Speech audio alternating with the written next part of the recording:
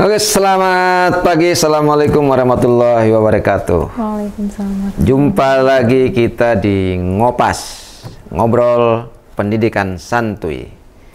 Ini pagi ini kita di SMK Farmasi, ya, salah satu SMK tertua di Jogja yang mengembangkan bidang farmasi. Ini awalnya itu memang digagas oleh orang Belanda. Dulu namanya SAA atau Sekolah Asisten Apoteker. Nah, setelah tahun 2009 pembinaannya beralih ke Kementerian Pendidikan, sehingga sekarang resmi berada di bawah naungan Kementerian Pendidikan dan Kebudayaan. Ya, ini sudah berpindah pembinaan sudah luar biasa, banyak sekali gitu ya, dari Kementerian Kesehatan lalu langsung ke Kementerian Kesehatan. Ini kita bersama Bu Ratih Dwi Lestari, ya. Bu Ratih Dwi Lestari ini kepala sekolah yang energik, muda, berprestasi, ya. Bersama kawan-kawan di sini, tenaga-tenaga guru juga yang muda-muda dan masih sangat energik di dalam mengembangkan potensi SDM bidang farmasi di Yogyakarta. Nah, salah satu SMK yang subspesialis farmasi dan kimia industri. Ini kimia industrinya juga luar biasa ya Bu ya, punya prestasi yang luar biasa. Farmasinya juga prestasinya nasional.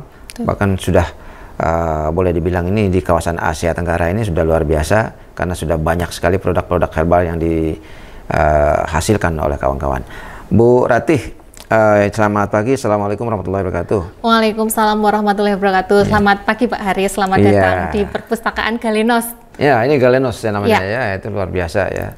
Ya, jadi ini salah satu yang membanggakan adalah tidak hanya di bidang prestasi, tapi juga minat baca anak-anak kita di Yogyakarta ini luar biasa. Sehingga untuk pengembangan perpustakaan juga tidak membutuhkan dorongan lebih untuk mendorong anak-anak kita membaca. Mereka datang sendiri, mereka butuh informasi, mereka datang ke perpustakaan mereka sendiri. Oleh karena itu di Yogyakarta hampir semua sekolah ini memiliki perpustakaan yang lengkap, ya. Karena memang satu, dia kota pelajar ya Bu. Betul. Ya, dan yang kedua ini memang iklimnya luar biasa didorong, diciptakan untuk bagaimana supaya anak-anak kita ini tertarik untuk mencari referensi-referensi, tertarik untuk membaca. Betul. Ya Bu ya. Nah, Bu Ratih, ini kalau kita lihat kan SMK Farmasi ini cukup tua ya Bu ya. Betul. Nah, Bu Ratih bisa sedikit kasih gambaran atau cerita gitu bagaimana perkembangan SMK Farmasi sampai hari ini gitu. Oke, baik, terima kasih Pak Haris. SMK Indonesia seperti tadi yang sudah diceritakan di awal, namanya pertama adalah Sekolah Asisten Apoteker. Kemudian waktu saya sekolah, karena saya adalah alumni SMK Indonesia, SMF namanya dulu, Sekolah Menengah Farmasi. Di Sekolah Menengah Farmasi ini melahirkan lulusan yang namanya asisten apoteker. Nah, peluang kerjanya adalah di apotek, jadi sebagai tenaga yang meracik atau meramu obat-obatan, di mana dulu kan farmasi ini lebih ke drug oriented, jadi lebih ke meracik, tapi sekarang udah beralih menjadi pasien oriented atau berorientasi pada pasien, sehingga skillnya tidak hanya dibutuhkan cukup pintar meracik obat dengan baik, dengan benar, tentunya karena obat ini kan salah sedikit ya, lambangnya farmasi itu kan begini Pak, cawan dan ular. Karena kalau dosisnya tepat itu bisa menjadi penawar yang dilambangkan sebagai cawan, namun ketika keliru dosisnya bisa menjadi ular yang diibaratkan adalah racun. Nah, gitu sejarahnya farmasi. Nah, sehingga pengembangannya seiring tadi dari drug oriented kemudian menjadi pasien oriented, tentunya kebutuhan akan anak-anak yang dihasilkan itu juga berbeda. Jadi anak-anak juga harus dilatih dengan skill komunikasinya yang bagus, sehingga namanya orang sakit datang ke apotek Pak. Kalau misalnya kita datangnya cemberut mau beli apa gitu kan, pastinya kan tambah sakit. Tapi kalau kita menyapa dengan greeting yang bagus, selamat pagi, selamat datang di apotek simulasi Galenos, ada yang bisa dibantu, itu kan paling nggak aduh sudah nyes dulu. Nah, itu kan butuh seorang yang sembuh itu kan selain dari obatnya juga ada human touch-nya. Kalau di ya saya bilang human touch-nya, jadi ada ya sentuhan kita ditanya itu kan membuat sugesti gitu. Seneng ya saya datang ke apotek karena mbaknya penampilannya cantik gitu ya, ramah gitu. Untuk balik lagi, nanti kan kalau balik lagi juga omsetnya naik lagi kan Pak. Untuk dasar itulah kemudian kita 2009 itu alih bina ke Dinas Pendidikan itu alhamdulillah kita juga belajar banyak, karena kalau di Dinas Kesehatan itu berorientasi pada output, jadi lulusannya harus betul-betul kompeten, harus betul-betul hafal ini begitu. Tetapi ke Dinas Pendidikan ini kompleks begitu. Kita belajar 8 standar nasional pendidikan, mulai dari standar bagaimana harus menyusun kurikulum, isi proses, bagaimana standar sarana prasarananya, bagaimana menyiapkan pendidik dan tenaga kependidikannya, bagaimana ketika kita adalah sekolah swasta, yayasan untuk mendanai apa saja kebutuhan sekolah, bagaimana dengan standar pengelolaannya, karena kita sudah terakreditasi A, dan juga sudah punya SMM ISO 9001 2015. Ya, tentunya juga memastikan mutunya, sehingga di Dinas Pendidikan ini akan melengkapi yang dulu dari Dinas Kesehatan itu Pak. Saya merasakan itu betul-betul, juga tentunya support dana dari pemerintah. Ya, ini kan menarik Bu ya, dari pergeseran dari drug oriented ke patient oriented. Nah, ini seperti apa sebenarnya itu? Ya, itu tadi Bapak. Jadi pelayanan obat kalau zaman saya sekolah dulu itu kan memang rata-rata seorang dokter sendiri, kalau zaman saya kecil gitu ya Pak, namanya mungkin bukan dokter juga, mantri atau perawat itu bisa, ya pokoknya periksa langsung dapat obat. Tapi kan birokrasinya antara kedokteran dan kefarmasian itu kan sekarang dipisah. Dokter bertugas untuk mendiagnosis penyakit, kemudian seorang apoteker dibantu dengan asisten apoteker itu menyiapkan dari yang diresepkan dokter tadi, kemudian nanti juga memberikan edukasi kepada pasiennya. Kan nggak cuma ini ya Bu obatnya, kan kita harus nerangin dulu obatnya berapa kali sehari diminumnya, pagi, siang, atau malam hari. Kira-kira nanti kalau habis minum obat ini bagaimana efeknya, ketika ada efek samping misalnya mengantuk kan juga nggak boleh kan, nanti habis minum obat menyebabkan kantuk kemudian jalan-jalan seperti itu. Maaf, saya seorang praktisi juga Pak, jadi ya masih ke bawah juga dulu di pelayanan seperti itu. Kemudian saya belajar juga di pendidikan, sehingga paling tidak saya bisa mengaplikasikan apa yang dulu saya peroleh saat saya menjadi seorang AA, kemudian saya menjadi apoteker, kemudian saya menjadi seorang guru. Ini kan menarik ya, dari praktisi kemudian menjadi guru. Kenapa tertarik menjadi guru? Suka Pak. Jadi memang menurut saya menjadi seorang guru itu adalah sebuah panggilan gitu ya. Jadi waktu zaman kuliah dulu saya juga sering menjadi asisten dosen seperti itu. Oh ternyata masuk ke dunia pendidikan itu seru juga begitu ya, kita ketemu dengan anak-anak. Walaupun saya juga senang sebagai seorang praktisi karena saya sering ketemu dengan pasien, saya merasa dibutuhkan seorang pasien, tapi memang ya fokus ke guru, kemudian bertemu dengan anak-anak, ingin membagi ilmu yang tidak putus-putus. Itu kemudian kalau kita ke apotek gitu ketemu Bu Ratih gitu kan, itu rasanya senang gitu, kita ayem dikenang ya. Gitu ya sama anak-anak gitu sih Pak.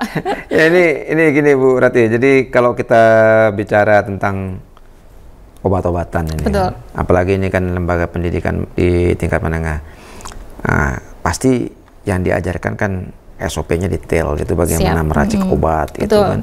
Nah, itu seperti apa sih proses pembelajaran yang dilakukan? Oke, baik. Sebenarnya kita mau membentuk lulusan seperti apa sih gitu kan. Kalau lulusannya farmasi itu menurut undang-undang itu namanya ATK, Asisten Tenaga Kefarmasian. Kebetulan saya merupakan salah satu pengurus organisasi profesi juga di bidang asisten tenaga kefarmasian. Jadi goalnya itu kan ada standar kompetensi kerjanya. Kalau kita pakainya SKK khusus dari Persatuan Ahli Farmasi. Nah, dari apa sih anak-anak yang mau lulus itu butuhnya itu, mereka ketika bekerja di apotek itu standarnya bisa ini. Nah, kemudian kita breakdown untuk menyusun kurikulumnya. Oh, kita tuh mau mencetak lulusan seperti ini loh. Berarti standar yang sudah ada dari KIKD-nya yang ada di pemerintah itu seperti apa? Kita kaji bersama tim kurikulum, kemudian dilakukan sinkronisasi dengan pihak DUDI juga, dunia usaha, dunia industri. Kalau dalam hal ini misalnya di farmasi itu adalah kita kerjasamanya sama PT Kimia Farma, kemudian jadilah sebuah kurikulum, kita plottingkan guru-gurunya ini seperti ini materinya, tidak hanya teori saja. Namanya farmasi itu kan susah ya kalau cuma dibayangkan, harus praktek. Praktek pun kita tidak berani kalau misalnya satu kelas itu diampu satu guru, nggak akan terpotret Pak. Karena kalau praktek itu 1:8 itu sudah motretnya dari kompetensi siswanya itu ya pas lah, tidak terlalu banyak ataupun tidak terlalu sedikit begitu. Jadi memang praktek kita 1:7:8 seperti itu. Nah Bu Rati, ini kan kalau kita lihat ya di farmasi sendiri ini kan agak sedikit rumit gitu ya untuk pengembangan SOP, pembelajaran dan sebagainya. Tapi tetap harus dilakukan kan. Nah, ada kerumitan-kerumitan yang selama ini kita temukan, kawan-kawan, misalnya bagaimana menjembatani antara kepentingan farmasi dengan kepentingan dokter, tentu melalui resep gitu kan. Nah, ini tidak semua orang bisa baca resep. Nah, tadi kita cerita-cerita banyak tadi ya, bagaimana resep itu bisa dibaca oleh siswa, bisa belajar untuk membaca resep. Itu seperti apa Bu Rati ya? Mungkin dari bahasa atau belajar bahasanya atau bagaimana itu? Baik Pak. Ya karena saya itu juga dulu alumni, jadi saya itu bisa merasakan apa yang anak-anak rasakan sekarang gitu ya.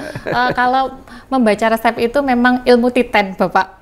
Ilmu titen ya, kalau dalam bahasa Jawa itu semakin banyak ada case atau kasus-kasus yang kita tampilkan, itu semakin anak-anak itu bisa memahami juga. Karena nanti di setiap apotek atau itu dokternya itu pastilah Pak, namanya seorang dokter itu punya rahasianya sendiri. Misalnya menulis dengan gaya yang seperti itu kan supaya nanti juga resep tersebut betul-betul hanya bisa ditebus di apotek-apotek yang bekerja sama dengan dokter tersebut juga. Tapi sekarang sih sudah agak berubah untuk paradigmanya. Sekarang ada yang namanya e-prescribing. Nah, e-prescribing ini kalau di rumah sakit itu sudah bentuknya ketikan, kemudian dari farmasinya udah dapat resepnya yang bagus, etiketnya tinggal print saja. Itu sudah perkembangan farmasi sekarang sih sudah seperti itu. Tapi masih juga beberapa yang dokter dengan membaca dengan tulisan yang seperti itu, ya kuncinya adalah gurunya sering memberikan kasus. Tapi mohon maaf, kita ada etika ketika menampilkan resep tersebut, tidak boleh dilihatkan nama dokternya. Nah, jadi pembelajarannya kan macam-macam model pembelajarannya. Misalnya kita bisa pakai problem based learning. Ini loh ada resep dari dokter seperti ini. Apa yang kurang ya dari sini? Apa yang belum kamu ketahui? Nah, seperti itu. Juga biasanya dari pihak-pihak apotek ketika kita kan ada laporan PKL di sini. Rata-rata di belakang sendiri itu setiap anak itu kita minta untuk ada lampirannya. Resepnya seperti apa? Itu kan sudah jadi, kalau 20 apotek kan sudah jadi materi pembelajarannya guru untuk disampaikan ke tahun-tahun selanjutnya. Belajar tulisan rumput gitu Bu ya? Kalau saya bilang itu ilmu titen Bapak. Terus kita juga membekali namanya dokter itu menuliskan resep itu dalam istilah, di sana ada signa atau aturan pakai dalam bahasa Latin. Nah, kita juga menambahkan mata pelajaran bahasa Latin supaya anak-anak itu bisa memaknai resep itu dengan betul. Oh, kalau ada DTD-nya itu berarti harus dikalikan berapa jumlahnya. Kalau ini aturannya pagi itu, misalnya sore hari itu malam dan sore hari itu mana, pagi dan sore itu mana et vesper begitu Pak, bahasa Latinnya gitu kan. Kalau bukan seorang farmasi, tidak diajari itu berarti tidak bisa menerjemahkan apa permintaan dokter untuk diracik seorang asisten apoteker. Begitu. Artinya bahasa Latin itu memang harus diajarkan ya. Harus diajarkan di farmasi karena tidak semua tahu kan. Iya. Selain bahasa Latin, bahasa apa yang perlu diajarkan di SMF itu Bu? Baik. Tentunya ya kalau bahasa Inggris kan sudah biasa, kita ada ekstrakurikuler untuk bahasa Jepang. Kebetulan karena kita ranahnya di kesehatan itu, kita juga pada tahun 2020 itu sempat bekerja sama dengan LPK Binawan. Nah, dia walaupun tenaga kesehatannya itu seorang farmasi itu kan juga punya peluang untuk kuliah di luar negeri ataupun bekerja di luar negeri. Nah, sehingga kita ada ekskul juga untuk bahasa Jepang. Kadang-kadang juga itu sih Pak yang sekarang saat ini kita gagas, bahasa Jepang sama bahasa Latin gitu. Jadi ini kawan-kawan yang mengembangkan kompetensi farmasi ya di mana saja ya di seluruh Indonesia. Saya kira bahasa pemberian kemampuan berbahasa Latin ini penting untuk memahami bahasa-bahasa di kesehatan. Karena memang bahasa Latin ini sebagian besar di obat-obat itu menggunakan bahasa Betul, Latin ya. ya. Bu ya. Oke, Bu Rati, ini dalam pembinaan kesiswaan ya, Betul. siswa kita di sini tuh ini kan memiliki latar belakang yang berbeda-beda. Ini bagaimana membina keberaneka-ragaman bahasa atau latar belakang anak-anak kita ini. Oke, baik. Alhamdulillah untuk SMK Indonesia ini SMK yang Indonesia betul, Pak. Jadi kita menerima murid juga. Ada tahun berapa itu dari Papua, ada dari Bali, ada dari Kalimantan, ada dari Riau, dengan berbagai macam suku, bangsa, dan agama. Jadi kita Islam ada, Kristen ada, Katolik ada satu anak beragama Hindu pun kita juga akan mencarikan untuk guru bahasa, untuk agama tersebut begitu ya. Kemudian bagaimana membina karakternya, tadi sudah beberapa waktu Pak dari yayasan menyampaikan bahwa kita itu menggunakan asas apa-apa adalah kekeluargaan. Bagaimana untuk membina karakteristik anak-anak adalah dengan ya mengadakan event-event bersama begitu. Walaupun di masa pandemi ini kita sempat berhenti ya. Seperti di awal ketika anak-anak masuk di SMK Indonesia itu biasanya kita akan bawa untuk kita penelitian, mengunjungi Balai Penelitian Tanaman Obat yang ada di Tawangmangu. Nah, nanti di sana anak-anak bisa belajar bagaimana cara tanaman-tanamannya apa saja dari mulai pengolahan, dan mereka bisa refreshing juga karena nanti akan turun ke Grojogan Sewu. Kemudian kita ada acara seperti acara santai buat mereka. Itu rutin kita adakan. Kemudian juga pembinaan dari wali kelas gitu ya. Jadi kita mengadakan rapat wali kelas rutin. Jadi mengkomunikasikan apa saja anak-anak itu permasalahannya. Kemudian kebetulan guru BK kami itu terdiri dari guru BK dengan basic BK dan ada psikolog juga. Nah, begitu Pak. Ini agak sedikit berbeda dengan pelaksanaan pendidikan di sekolah-sekolah yang lain kan, yang bukan berbasis pada farmasi. Kalau kita lihat ini kan ada kerumitan di dalam pelaksanaan daring. Betul. Ya, kalau tadi cerita-cerita dari anak-anak ini kami kesulitan dan sebagainya itu. Nah, selama pembelajaran daring kemarin selama 2 tahun ini kan pasti terjadi kemunduran ya dalam pemahaman anak-anak kita. Nah, sekarang sudah mulai di masa endemik ini kan sudah ada tatap muka. Nah, apa yang dilakukan untuk mengejar ketertinggalan anak-anak ini? Baik, untuk SMK Indonesia sendiri mungkin yang berbeda adalah sekolahnya 6 hari. Jadi kalau yang lainnya Senin sampai Jumat. Untuk ketertinggalan tersebut kita mengatur dengan seksama jadwalnya. Alhamdulillah tim saya, tim kurikulum, tim Kaprodi semuanya dapat bekerja dengan baik, sehingga ketika ada kebijakan baru SE dari dinas malam itu turun, kita langsung koordinasi. Oh ya sudah, berarti ini anak sudah boleh masuk. Kita sudah prepare dulu bagaimana sarana kita, seperti Bapak tadi lihat pada masa masih peralihan ke endemi ini masih kita sekatkan untuk labnya tadi. Kemudian mengejar ketertinggalannya berarti kalau seminggu kemarin praktikumnya sekali, kita seminggu praktikumnya 2 kali. Jadi semua baik siswa baik guru itu juga bekerja keras untuk sama-sama mengejar ketertinggalannya. Terutama untuk anak-anak yang kelas 11 yang mau PKL ini kan kita betul-betul harus bisa, istilahnya kalau Jawanya itu nyangoni atau ya memberikan bekal gitu ke anak-anak. Gitu. Nah, ini yang PKL ini kan menarik Bu untuk kita lihat ya. Betul. Mereka PKL di industrinya, industri apakah di apotek atau di mana? Baik, untuk PKL di farmasi sendiri ada apotek, kemudian ini kita menggagas ke puskesmas, kemudian ke industri obat herbal. Nah, jadi kemarin kita habis ada guru tamu seperti itu, kebetulan alumni juga yang bekerja di industri di PT Aksamala, kalau Bapak tahu produknya madu Vitabumin.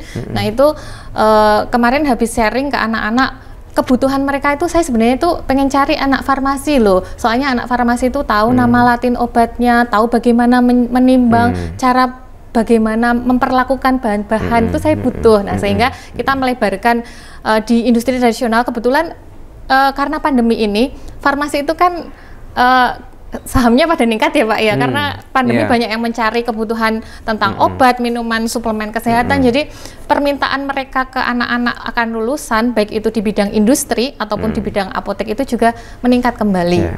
Ketika masa panik kemarin ya. Sekarang masih berlanjut karena industri regional sekarang cukup berkembang. Jadi di Jogja sendiri kemarin kita dihubungi Aksamala, kemudian apa ya, Naturindo itu juga bergerak di bidang industri herbal. Kalau yang kimia industri sih di balai kulit seperti itu. Kemudian di beberapa institusi. Khusus industri farmasi, ini kan kalau kita lihat ada perkembangan pergeseran dari obat-obat kimia ke obat-obat herbal, ya. Nah, ada anak-anak kita lihat tadi ada banyak sekali produk-produk herbal yang dihasilkan. Betul. Ya, ini proses ini seperti apa? Baik, untuk industri herbal itu sebenarnya sudah kita gagas dari lama, tetapi baru kita betul-betul serius itu adalah dari program saya di kelas CEO di IPB. Jadi kan membuat proyek pengembangan sekolah gitu. Kemudian saya mengangkat unit produksi tersebut gitu. Kayaknya ini lagi pas deh momennya eventnya pandemi, kemudian kita banyak guru-guru juga yang ngajarnya daring gitu ya. Yuk kita buat usaha. Nanti kita gurunya dulu deh yang kita tatar, baru kalau udah siswanya masuk, nanti kita masukkan siswanya dengan bergiliran seperti itu. Akhirnya kita menggagas itu. Kemudian kok susah ya kalau pasarnya, oh iya kan ini harus ada izin PIRT nih supaya bisa nembus ke swalayan, supaya orang-orang tuh mau percaya. Akhirnya kita belajar dulu bagaimana cara mengurus izin industri rumah tangganya, mulai dari harus mengirimkan guru untuk ikut diklat pengolahan keamanan pangan, kemudian untuk supervisinya dari Dinas Pendidikan pun ada beberapa syarat yang harus dilaksanakan, diantaranya uji air, bagaimana sarananya, itu betul-betul dicek, diverifikasi. Oke, satu hal ini terkait dengan PKL, Bu. Konsep yang dikembangkan untuk PKL yang dikerjakan oleh kawan-kawan anak-anak kita di industri farmasi khususnya dan di apotek-apotek ini seperti apa? Apakah ditentukan jam atau ada kontrak yang dipatuhi oleh anak-anak kita, dan bagaimana kewajiban dari industri? Oke, baik. Untuk PKL yang pertama pasti industri tempat PKL itu harus ber-MOU. Mereka minta MOU ke pihak sekolah. Kalau di kimia farma kan outletnya banyak, makanya MOU-nya satu dengan unit bisnis. Nah, nanti dari unit bisnis tersebut akan mengkoordinir outlet-outletnya untuk yang digunakan PKL. Biasanya guru kami milih, kayaknya ini sepi deh, ini cukup ramai, sehingga nanti kita plotting ke sana. Nah, juga yang industri sama, karena industri itu biasanya tergantung kapasitas dari industri tersebut ya, ada yang bisa nerimanya 4, ada yang hanya bisa nerima 2 gitu, sehingga kita mengikuti pola dari industrinya. Durasinya itu juga tidak sama 3 bulan begitu ya, jadi ada yang 2 bulan, kemudian yang di tempat lain itu 1 bulan lagi, seperti itu. Waktu praktek mereka atau belajar mereka kan ini harus diatur juga. Jadi jangan sampai misalnya industri itu menentukan sendiri ya. Jadi misalnya anak-anak kita mengambil jam yang seharusnya dikerjakan oleh karyawan. Jadi karena ini kan waktu industri itu, waktu kerja mereka di industri, belajar industri adalah waktu yang terbatas. Betul. Jadi tidak bisa disamakan gitu. Nah, ini seperti banyak terjadi ini. Banyak industri tidak memahami itu, sehingga anak-anak PKL dimanfaatkan untuk mengganti karyawan yang dirumahkan. Nah, ini yang jangan sampai terjadi. Nah, mungkin kawan-kawan di SMF, di farmasi gitu memiliki MOU yang tegas kayak gitu, Bu. Oke, baik. Alhamdulillah sih sejauh ini kerjasama dengan industri itu berjalan dengan baik, karena namanya anak-anak PKL atau di dalam dunia kefarmasian itu ada aturannya bahwa setiap apotek buka itu seharusnya adalah ada apotekernya. Kalau untuk penjadwalan shift, karena di apotek itu kan biasanya tidak hanya satu shift, pagi atau siang. Nah, karena kita namanya PKL mengkondisikan anak-anak supaya dari kita siap bekerja dan nanti lingkungannya seperti itu untuk pagi atau siang mengikuti, tetapi kita juga memang ada pembimbing apoteknya juga. Nah, jadi dikomunikasikan anak-anak tentunya tidak kemudian seperti yang dikatakan tadi, kemudian karyawannya pada libur, anak-anak PKL yang jaga itu tidak terjadi, karena memang industri kita juga cukup ketat sendiri. Namanya anak-anak magang itu rentan akan kesalahan, namanya baru belajar. Betul, sehingga memang selalu didampingi, kalau biasanya apotekernya tidak bisa, ke asisten apoteker. Begitu begitu juga sih di industri. Mereka mengikuti jam, kalau di industri kan biasanya hanya satu shift ya, sampai jam 4 sore mereka mengikuti dari industri sana dan tetap ada pembimbingan. Nah mungkin juga masukan bagi kami juga ketika nanti harus lebih detail lagi dalam MOU tersebut supaya menghindari hal-hal yang tidak diinginkan. Terima kasih Pak Haris sudah mengingatkan saya kembali. Ya itu wajib dilakukan. Jadi karena anak-anak kita ini sedang dalam masa pembelajaran. Betul. Oke, kawan-kawan, jadi terutama yang berkaitan dengan PKL ya Bu Rati ya, ini agar dimiliki pemahaman yang sama antara satuan pendidikan dengan industri di mana anak-anak kita ditempatkan. Jangan sampai kehadiran anak-anak kita di PKL itu dimanfaatkan oleh kawan-kawan, oleh pihak industri untuk mengganti karyawan yang mungkin dalam tanda petik dirumahkan atau bagaimana, sehingga anak-anak ini menjadi pekerja yang gratisan. Oke, Bu Ratih, sebagai catatan terakhir ya sebelum kita mengakhiri sesi kita di kesempatan kali ini, ada yang ingin disampaikan, Bu Ratih, silakan. Oke, baik, terima kasih. Farmasi itu sebenarnya banyak yang bisa dikembangkan Bapak, karena cakupan skupnya farmasi itu tidak hanya dari pelayanan saja. Kita bisa mengembangkan kosmetologi atau bisa mengembangkan tradisional. Nah harapannya dari pihak pemerintah juga lebih banyak lagi memperhatikan terkait dengan kompetensi keahlian farmasi, ataupun juga di industri itu anak-anak juga peluang kerjanya sangat besar sekali, sehingga peran serta dari pemerintah ya, terutama juga nanti sinkronisasi antara Dinas Kesehatan dan Dinas Pendidikan terkait dengan bagaimana nasib anak-anak kami nanti ketika bekerja, juga tentunya support yang kami butuhkan dari pemerintah terkait dengan sektor farmasi ataupun kimia industri. Itu saja Pak mungkin. Oke, terima kasih kawan-kawan. Bahwa farmasi itu adalah penting, ini satu hal yang patut kita kembangkan. Dan di dalam proses pembelajaran di pendidikan kejuruan ini ada satu proses PKL yang harus dilewati sama anak-anak kita supaya mereka mengenal iklim industri. Nah, jangan sampai misi pengenalan industri ini berubah menjadi eksploitasi. Mari sama-sama kita kawal perkembangan SMK di seluruh Indonesia. Terima kasih untuk kontribusi Bu Ratih dalam podcast ini. Jangan lupa kita akan jumpa kembali di Ngopas yang berikutnya dengan topik yang tidak kalah menariknya. Sampai jumpa. Assalamualaikum warahmatullahi wabarakatuh.